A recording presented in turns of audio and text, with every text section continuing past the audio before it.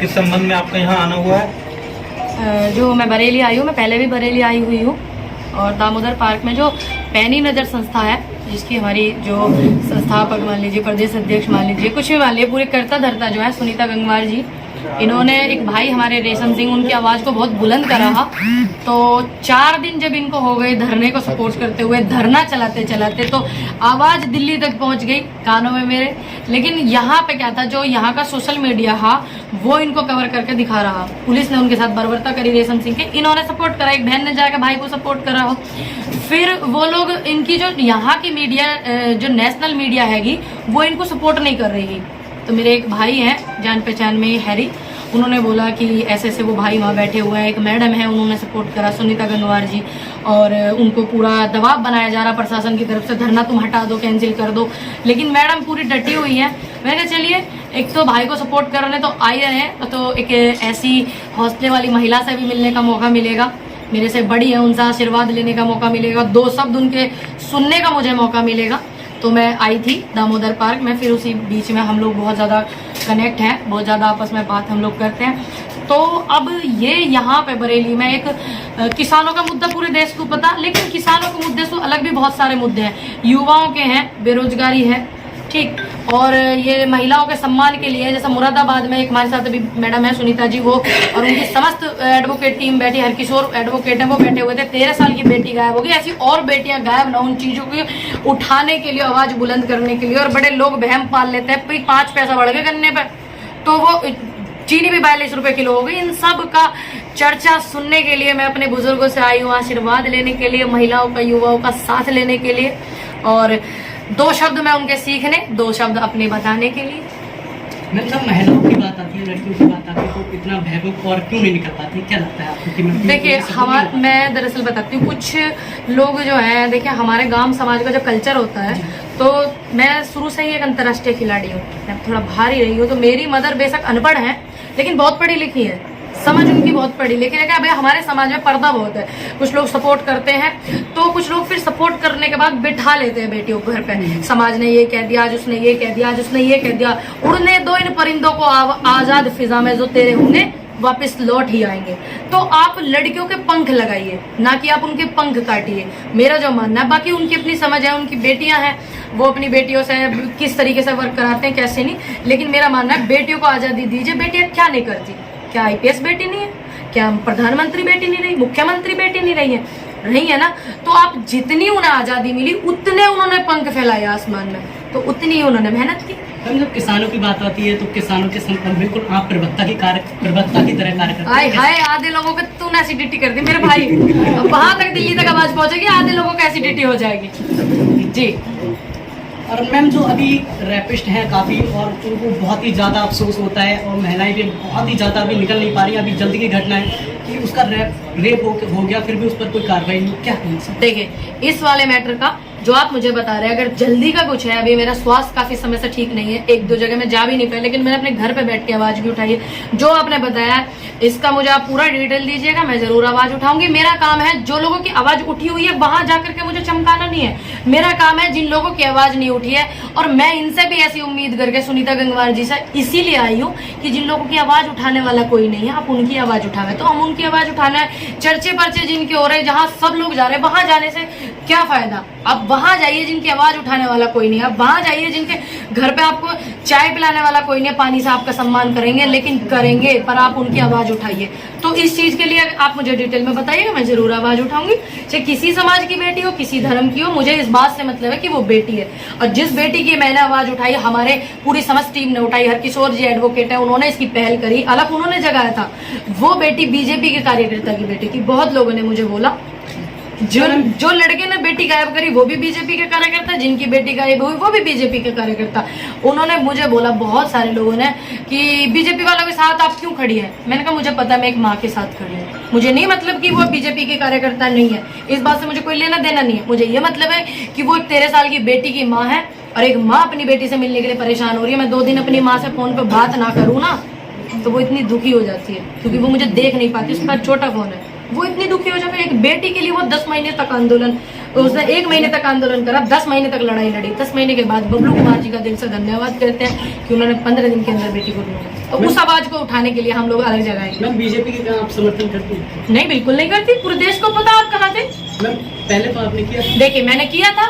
इस बात पे कोई मेरे फांसी पे लटकाया जाए तो वो लटका लियो, इस वीडियो को भी भिजवा के। ठीक, देखिए मैंने बीजेपी को वोट दिया 2 बार दिया, ठीक, ऑन रिकॉर्ड मैंने 50 इंटरव्यू में बोला, 50 से ऊपर ही होंगे, 49 नहीं होंगे। बीजेपी को वोट दिया था, बदलाव जनता चाहती है। हमने सोचा इतने बड़े बड़े वादे हो रहे हैं, प्रधानमंत्री जी आ रहे हैं, युवा जो है 2 करोड़ रोजगार देने की बात करी, 7 साल हो गए, 7 दूनी 14 करोड़ रोजगार हो रहे हैं, ठीक, वे भी जोड़े जाएंगे, हिसाब सब कुछ लिया जाएगा, याद सब रखा जाएगा क्या क्या बातें हुई। तो हमने सोचा बदलाव होगा। अब बदलाव के लिए तो सभी लोग चाहते हैं भाई, अब भी तो बदलाव चाहते हैं, जनता बदलाव चाहती है। हमने विकास के लिए वोट दिया था, हमने किसी लड़ाई के लिए, किसी झगड़े के लिए या हमने आपस में फूट डालने के लिए नहीं दिया था। हमने वोट दिया था अस्पताल अच्छे होंगे, कितने हॉस्पिटल निकले, कितने कॉलेज बने हैं, कितने कॉलेज टूटे हैं, सारे रिकॉर्ड आप निकाल करके देख लीजिए 2014 के बाद। तो अब मान लीजिए मैंने वोट बीजेपी को दिया, पूरी देश की जनता ने दिया। अब अधिकार भी तो हम में है भाई, सवाल भी तो हम करेंगे। हमने उन्हें कुछ दे रखा, ले थोड़ी रखा, पूछेंगे सवाल। मैम आप किस पार्टी का समर्थन करती हैं? देखिए मैं अभी किसी पार्टी का सपोर्ट नहीं करती हूँ, क्योंकि मैं किसी पार्टी से नहीं हूँ। मैं अच्छे लोगों का सपोर्ट करती हूँ। मुझे ये भी नहीं पता इनके बारे में कि ये किस पार्टी से चुनाव लड़ेंगी। बस मैंने इनको एक शब्द बोला था कि आप बीजेपी से चुनाव नहीं लड़िएगा, बाकी मैं आपको सपोर्ट करूंगी। बीजेपी देखिए मैं बीजेपी को सपोर्ट नहीं करूँ, क्योंकि बहुत दुखी हो रही है, बहुत ज्यादा जनता दुखी होगी। जिससे जनता दुखी, हम जनता से भाग। रामलीला मैदान में जो आपका प्रोग्राम होने वाला है अभी थोड़ी देर में, जी, वहाँ पे आप क्या कहेंगी जनता से? वहाँ जो मैं कहूंगी था, क्या आप चले जाएंगे? सुनेंगे नहीं, बता दीजिए। यहाँ पे बहुत सारी बातें हैं। अब देखिए एक वहाँ की बात है, वहाँ पे और भी लोग बैठे हुए हैं, और यहाँ पे जो बात यहाँ है उनको डिटेल में वहाँ बताया जाएगा। कुछ और बातें हैं जो आप भी सुनेंगे, मैं भी सुनूंगी।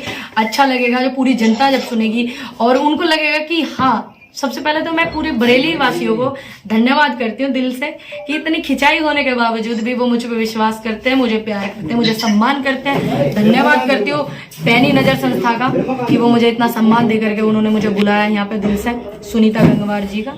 बाकी मुद्दे बहुत सारे हैं, पूरे डिटेल में बताएंगे तो बेहतर होगा, अच्छे से अच्छे, क्योंकि जब बेहतर तरीके से बताते हैं हालत जब खराब होती है सरकार की, चाहे पक्ष वाली हो चाहे विपक्ष वाली हो। मेरा ये मतलब नहीं है किस पार्टी से चुनाव लड़े, ये किसी से भी लड़े, मुझे इनसे इस बात से चुनाव लड़ेंगे, आप आएंगे समर्थन में? बिल्कुल आऊंगी। और आप चाहते हैं मैं ना आऊँ?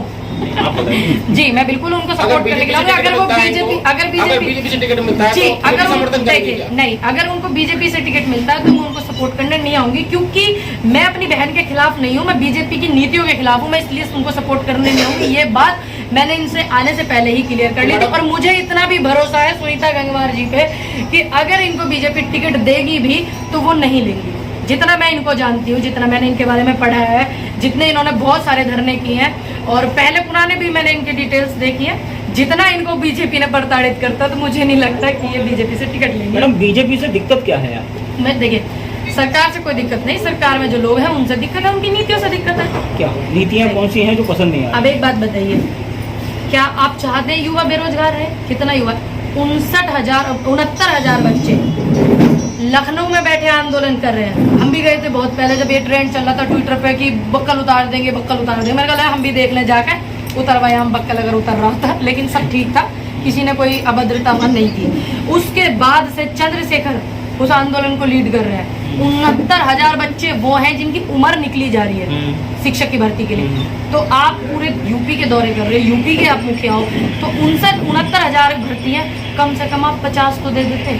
आप कह रहे हैं कि 4 करोड़, मैंने दिल्ली में बड़े बड़े होर्डिंग देखे, ये नीति अच्छी नहीं लगी।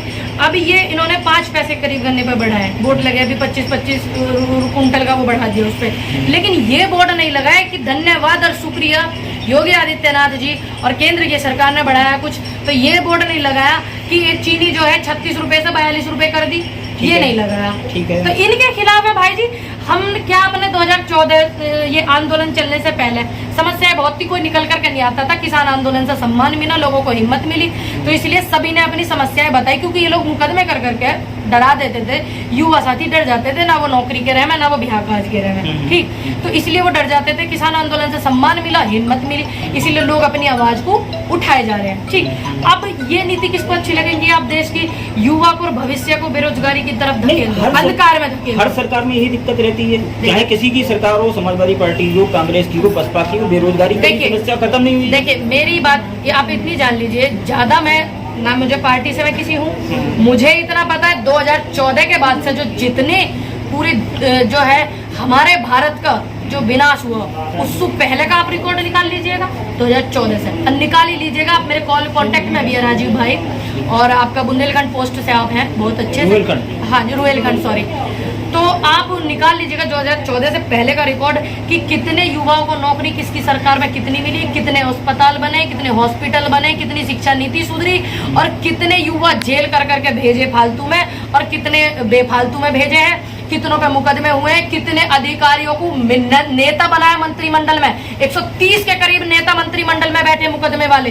कितने लोगों को अच्छों को लिया। बीजेपी ऐसी मशीन, नमो मशीन, नरेंद्र मोदी मशीन, ऐसी मशीन कि आप कोई पार्टी में जा रहे हो, आप खराब हो, मान लीजिए ये किसी पार्टी से है तो इनके हजारों चर्चे पर्चे हो जाएंगे, ये पार्टी खराब है, ये खराब है, सुनीता जी खराब है। कल को ये जो बीजेपी में चली जाएंगी तो ये धुल जाएंगी क्या? फिर इनके अच्छे वाले चर्चे पर्चे होने लगे। तो ये चीज गलत है, ये नीति बहुत ज्यादा गलत है। ये चीज किसने फैलाई? तोड़ने की बात। ख्वाब, हिंदुस्तान ख्वाब है, भारत ख्वाब है भाई। 4 पिलरों पर भारत रहता है। अगर आप देश में शांति चाहते हो तो क्या होना चाहिए? देश में एकता होनी चाहिए। 2014 के बाद से कितना ये कूट डाल ले, वो तो शुक्र है कि 2014 के बाद से देश में अच्छे से खूब वो है। पूरे कौन किसको रोकता है, कौन किसके साथ बदतमीजी करता है, चाहे वो किसी धर्म का व्यक्ति है, किसी समाज का व्यक्ति है, चाहे किसी जात बिरादरी का व्यक्ति, अगर कोई गलत करता है किसी के खिलाफ तो तन्नक्सी बोलने पे कार्रवाई हो जा भैया, किसी के खिलाफ तो इतनी बड़ी बड़ी बोलते हैं, उनके खिलाफ नहीं होती। तो ये नीति खराब है। दुहेजवा रंग क्यों, दुबलापन क्यों? जनता जो है सबने आपको चुना है, सबके साथ एक साथ व्यवहार करना।